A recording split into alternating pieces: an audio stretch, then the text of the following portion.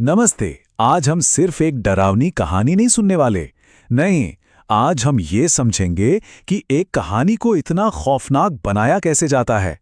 मतलब वो कौन सी तकनीकें हैं जो हमारे मन में धीरे धीरे डर पैदा करती हैं। चलिए इस कहानी की परतें खोलते हैं और डर के इस पूरे ताने बाने को समझते हैं। कहानी की शुरुआत होती है एक बहुत ही मामूली सी लगने वाली चेतावनी से। हेमंत का दोस्त उसे बस ऐसे ही खराब मौसम के बारे में बता रहा है। सुनने में तो ये एक आम सी बात लगती है ना? लेकिन असल में कहानीकार ने यहीं पर एक बीज बो दिया है। इसे फोरशैडोइंग कहते हैं, मतलब आने वाली किसी बुरी घटना का एक छोटा सा इशारा जो हमारे दिमाग के किसी कोने में बैठ जाता है। तो अब कहानी का माहौल तैयार हो रहा है। सोचिए, एक रहस्यमयी चिट्ठी हेमंत को एक अनजान दूर दराज के गांव में खींच ले जाती है। ऊपर से रात का सफर और इतना घना ठंडा कोहरा कि ऐसा लगे मानो पूरी दुनिया से उसका नाता ही टूट गया हो। यही अकेलापन और बेबसी डर की पहली सीढ़ी है। कहानीकार यहाँ शब्दों से एक तस्वीर बना रहा है। सोचकर देखिए, कोहरा इतना घना है कि कुछ भी नहीं दिख रहा, अपना हाथ तक नहीं। ये लाइन हमें ठीक वही महसूस कराती है जो हेमंत कर रहा है, भटका हुआ, कमजोर और बिल्कुल अकेला, जैसे वो हमारी दुनिया में नहीं कहीं और ही खो गया हो। और फिर उस घने कोहरे के बीचों बीच हेमंत को एक उम्मीद की किरण दिखती है। एक छोटी सी चाय की दुकान जहां कुछ लोग आग ताप रहे हैं। उसे लगता है चलो कोई तो मिला, एक सुरक्षित ठिकाना। पर असल में यहीं से सब कुछ गड़बड़ होना शुरू होता है। और ये है पहला झटका। इतनी ठंड में किसी को गर्म चाय की उम्मीद होती है ना, पर हेमंत को मिलती है बर्फीली ठंडी चाय। यहीं पर हकीकत पहली बार उम्मीद से टकराती है और मन में एक सवाल उठता है कि यहां कुछ तो अजीब है।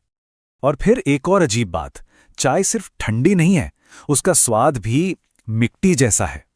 ये एक और इशारा है कि ये कोई नॉर्मल जगह नहीं है। हेमंत के मन में अब शक धीरे धीरे डर में बदल रहा है। फिर हेमंत का ध्यान उन लोगों के कपड़ों पर जाता है। वो बहुत पुराने जमाने के लगते हैं। अब रहस्य और भी गहरा हो गया है। आखिर ये लोग हैं कौन और इस वीरान जगह पर इतने पुराने कपड़ों में क्या कर रहे हैं? अब बात मनोवैज्ञानिक दबाव तक पहुंच जाती है। वो सारे लोग उसे एकटक घूर रहे हैं। उनकी नजरें इतनी तेज हैं कि हेमंत को बहुत बेचैनी होने लगती है। अब वो वहां सिर्फ एक मुसाफिर नहीं, बल्कि उन सब की नजरों का निशाना बन चुका है। जब हेमंत हिम्मत करके उनसे पूछता है कि वो लोग यहां क्या करते हैं, तो उनका जवाब सुनिए, हम सिर्फ इंतजार करते हैं। क्या जवाब है ये? किसका इंतजार? क्यों? ये एक लाइन कहानी में सस्पेंस को कई गुना बढ़ा देती है।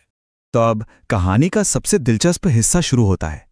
उन लोगों में से एक फकीरा चाचा एक भूत की कहानी सुनाना शुरू करता है। और कमाल की बात यह है कि वो कहानी धीरे धीरे हेमंत की असलियत बनती जाती है। इसे कहते हैं कहानी के अंदर कहानी, एक ऐसा जाल जिससे निकलना नामुमकिन है। यहां देखिए, कहानी और हकीकत के बीच की दीवार कैसे टूट रही है। फकीरा चाचा अपनी कहानी में कहता है कि एक मुसाफिर आया और हेमंत वहां मौजूद है। वो सियार के चिल्लाने की बात करता है और सच में पास से एक सियार के चिल्लाने की आवाज आती है। ऐसा लग रहा है मानो हेमंत उस कहानी का ये किरदार बन गया हो। और डर अब और भी बढ़ता है। ऐसा लगने लगता है कि कहानी सुनाने वाला सिर्फ बोल नहीं रहा, बल्कि अपने शब्दों से आसपास के माहौल को कंट्रोल कर रहा है। वो जो कह रहा है, प्रकृति ठीक वही कर रही है। ये सोचना ही कितना खौफनाक है। अब तक हेमंत को यकीन हो चुका है कि ये सब सिर्फ इत्तेफाक नहीं हो सकता। उसका डर अपनी हदें पार कर चुका है। तो वो एक आखिरी कोशिश करता है। वो इस कहानी को, इस हकीकत को चुनौती देने का फैसला करता है। वो देखना चाहता है कि क्या वो खुद इस कहानी पर असर डाल सकता है।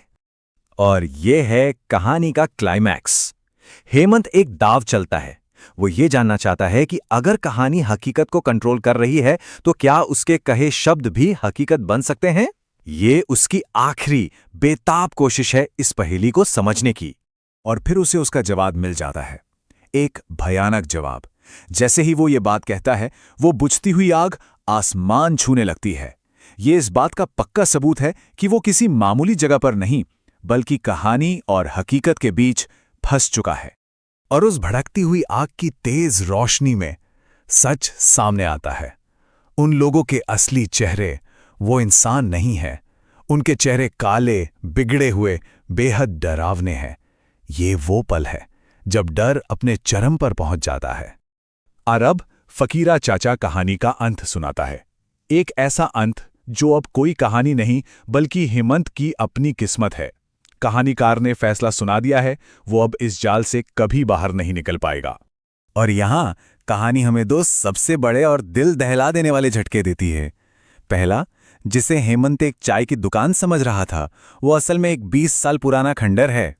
और दूसरा, सबसे भयानक सच, जिस बस से वो आया था वो कभी पहुंची ही नहीं, बस का एक्सीडेंट हो चुका है और हेमंत मर चुका है। अब जब डर का पर्दाफाश हो चुका है तो कहानी हमें उस डर के पीछे की वजह, उस दुख की तरफ ले जाती है। अब हमें पता चलता है कि आखिर ये आत्माएं हैं कौन और क्यों वो इस कोहरे में कैद हैं। तो ये है उनकी कहानी। ये लोग कोई खूंखार भूत नहीं, बल्कि एक जुल्म का शिकार हुए थे। नंदू, दुकानदार और उसके 3 दोस्त जो उसे बचाने की कोशिश में मारे गए, वो सब यहीं उसी आग में फंसकर रह गए। जैसे ही हेमंत को ये पूरी सच्चाई पता चलती है, उसका अपना वजूद धुंधलाने लगता है। वो महसूस करता है कि उसका शरीर पारदर्शी हो रहा है।